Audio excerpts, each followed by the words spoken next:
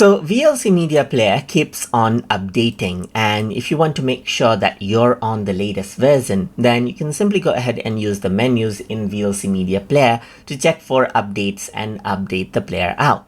So to do that, you can go around over here onto the help menu, and then you can click on check for updates, and then you'll actually be able to see it. So it says you have the latest version of VLC Media Player. You can recheck it out again if you want, and if a new version is available, you will be prompted to install it out, so you can install it right from over here.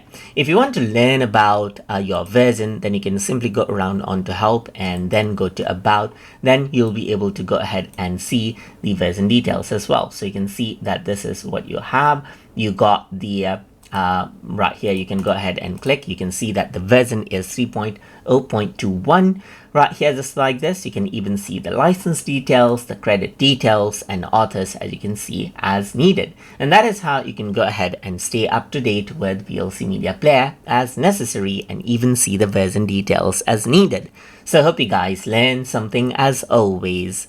And as always, please like, comment, share, and subscribe.